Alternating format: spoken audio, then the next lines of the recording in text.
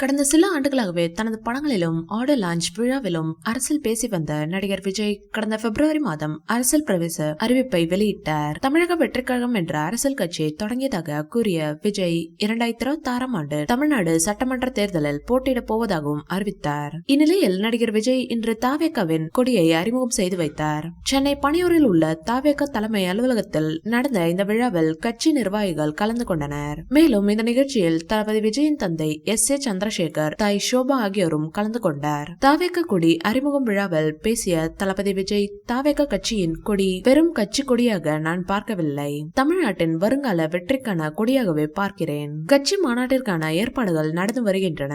விரைவில் தாவேகாவின் முதல் மாநாடு எப்போது என்ற தேதி அறிவிக்கப்படும் என்று கூறினார். இந்நிலையில் செய்தியாளர் சந்திப்பில் SAC சங்கீதாவை பற்றி பேசியுள்ளார். அந்த தகவல் இணையத்தில் வைரலாகி வருகிறது.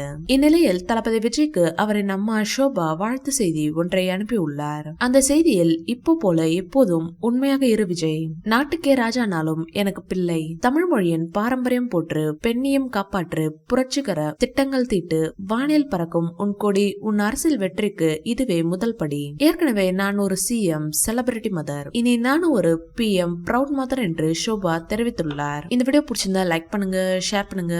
மேலும் விஜய் சார் பற்றிய தகவல்களுக்கு எங்க சேனலை சப்ஸ்கிரைப் பண்ணுங்க.